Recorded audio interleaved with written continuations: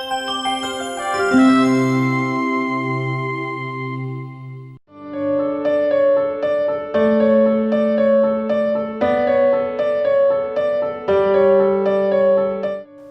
दोस्तों, मैं doctor Rajesh Verma, orthopaedic and minimally invasive spine surgeon working at Narayana health. आज हम बात करने जा रहे हैं एनुलर टीयर्स के बारे में। एनुलर टीयर्स एक ऐसी समस्या है जो कि काफ़ी कॉमनली हमें देखने को मिलती है अपने क्लिनिक्स पर। टिपिकली जो पेशेंट्स होते हैं इसमें कंप्लेंट करते हैं कि डॉक्टर साहब मेरी एमआरआई तो नॉर्मल है, बट मेरे को दर्द बिल्कुल ऐसा ही हो रहा है जैसे कि कमर से दर्द निकल के पाँव में जा रहा है या पीछे ग्लूटियल रीजन्स में जाता है। और अभी मैंने कुछ एटिपिकल पेशेंट्स अपनी ओपीडी में देखे हैं। जैसे एक पेशेंट थी, उसको कमर से दर्द निकल के कॉक्सिक्स जो होती है, हमारी टेल बोन होती है जिसको देसी भाषा में ढूढ़ी की हड्डी भी बोलते हैं, वहाँ पर दर्द जा रहा था। दूसरे पेशेंट को कमर में बिल्कुल भी दर्द नहीं था, बट उसको जेनिटल जो हमारे प्राइवेट पार्ट्स होते हैं, लेटरिन पेशाब का जो रास्ता होता है, वहाँ पर बहुत सीवियर पेन हो रहा था।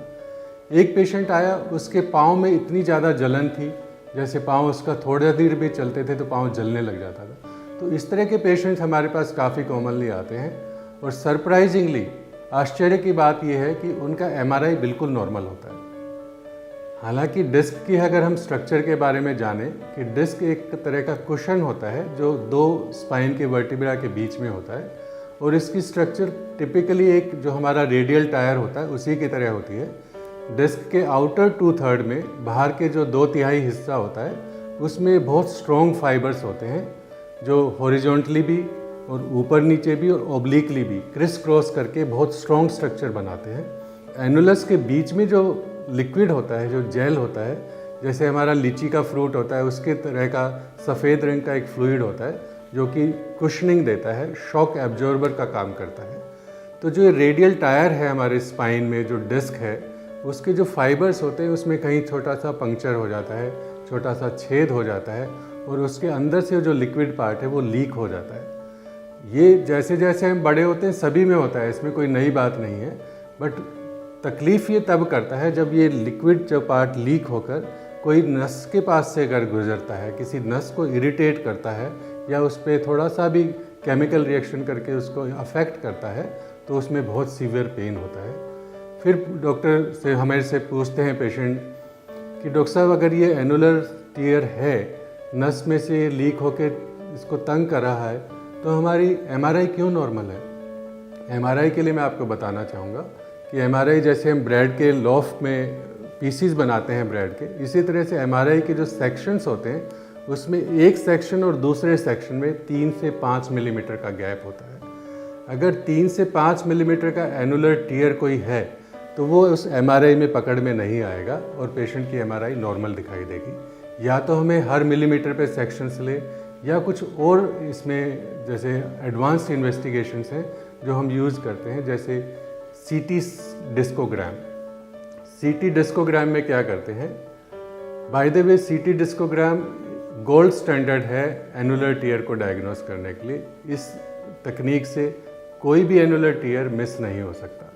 इसमें हम क्या करते हैं, पेशेंट को टेबल पे लिटाते हैं, ऑपरेशन थिएटर में टेबल पे लिटाकर, और विदाउट एनी एनेस्थीसिया, विदाउट बेहोशी के, उसमें एक छोटी सी नीडल डालते हैं डिस्क के अंदर।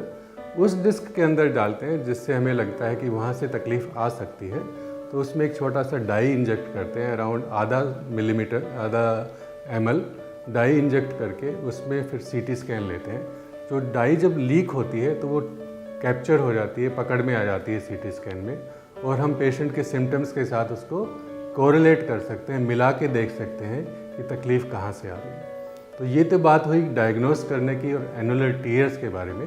फिर मेरे से पूछा जाता है कि इतना छोटा सा एनुलर टीयर है, इतना बड़ा हमारा शरीर है, ये इतना ज़्यादा दर्द कैसे कर सकता है? मैं भी मानता हूँ कि छोटा सा टीयर है, 2-3 मिलीमीटर का है, इतना दर्द क्यों करता है? इसके 4 कारण हैं। उस 4 कारण को जानना हमारे लिए बहुत ज़रूरी है, तभी हम उसका उपचार कर सकते हैं। नंबर 1 कारण होता है मैकेनिकल कारण। जैसा कि मैंने बताया कि बीच में न्यूक्लियस होता है जो कि सॉफ्ट जेली लाइक स्ट्रक्चर होता है, उसके छोटे छोटे पीसेज 2 मिलीमीटर 3 मिलीमीटर जैसे पीसेज होते हैं, वो लीक करके अंडर प्रेशर आकर वो उस छेद के अंदर फंस जाते हैं। कोई भी चीज़ उस छेद के अंदर फंस जाएगी तो उसको उतना पेनफुल बना देगी और उसको नज़दीक भी नहीं आने देगी और उसको हील भी नहीं होने देगी। तो ये एक कारण होता है मैकेनिकल कारण। दूसरा कारण होता है केमिकल कारण। जब भी इस तरह का पार्टिकल लीक होकर उसमें जाता है तो वो वहाँ पर इन्फ्लेमेशन कर देता है, क्योंकि उस पर जब भी हम चलते हैं बैठते हैं तो उस पर बार बार पे प्रेशर पड़ता है और हटता है, तो उसकी वजह से वहाँ पर एक केमिकल रिएक्शन हो जाता है, इन्फ्लेमेशन हो जाती है। और जांच से ये भी पाया गया है कि उसमें प्रोस्टाग्लैंडिन्स और इम्यूनोग्लोबुलिन्स इस तरह के वहाँ पर इकट्ठे हो जाते हैं जो कि तकलीफ़ करते हैं और धीरे धीरे करके इसको डैमेज को बड़ा भी करते हैं। तीसरा कारण इसमें ये पाया गया है इम्यूनोलॉजिकल, जैसे ऑटो इम्यून कोई तकलीफ़ होती है, जैसे गठिया बाव होता है, रूमेटॉइड आर्थराइटिस होती है। हमारा शरीर खुद ही उन जो पीसीज हैं छोटे छोटे जो टूट के अलग हो गए हैं उसको एज ए फॉरेन बॉडी मान लेता है। हर पेशेंट का नहीं, किसी किसी पेशेंट का उसको फॉरेन बॉडी मान लेता है और वो उसको अटैक करना शुरू कर देता है। अपना ही शरीर, अपना ही बॉडी उस पर अटैक करेगा तो वहाँ पर और ज़्यादा इन्फ्लेमेशन होगा और वो पेनफुल हो जाएगा। लास्ट जो कारण है इसका दर्द का, वो ये पाया गया है कि शरीर हमेशा कोई भी चीज़ तकलीफ़ होती है तो नेचर उसको ऑटोमेटिकली हील करने की कोशिश करती है। हीलिंग कैसे होती है शरीर में? हीलिंग के लिए नई वेसल्स होती है, नई खून की नलियाँ हैं, वो हीलिंग जो सेल्स होती हैं वो उसके पास लेके जाना चाहती हैं। और टिपिकली जब वो हीलिंग के लिए ब्लड वेसल्स वहाँ जाती हैं तो उसके साथ फाइन फाइन नर्व्स भी होती हैं, तंत्रिकाएँ होती हैं, वो उस एरिया को और ज़्यादा पेनफुल बना देती हैं। तो ये 4 कारण हमें पता है कि एनुलर टीयर छोटा सा क्यों पेनफुल हो सकता है। और इसको जानने के भी तरीका हमें पता लग गया है कि एमआरआई नॉर्मल हो सकता है, इसका ये मतलब नहीं है कि आपको एनुलर टीयर या कोई पेनफुल चीज़ नहीं है। सीटी डिस्कोग्राम गोल्ड स्टैंडर्ड है और डायग्नोसिस करेक्ट बनाना बहुत ज़रूरी है किसी भी उपचार के लिए।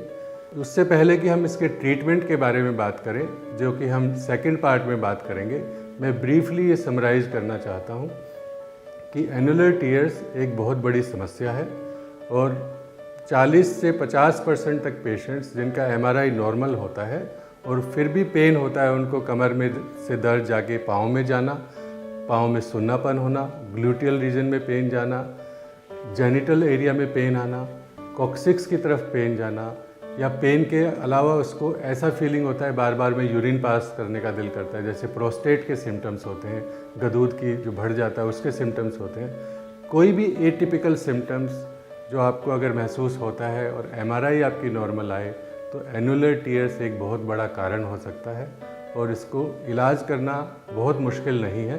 उसके बारे में हम अपने सेकंड पार्ट में डिस्कस करेंगे। आज आपने मेरी बात को सुना, thank you so very much.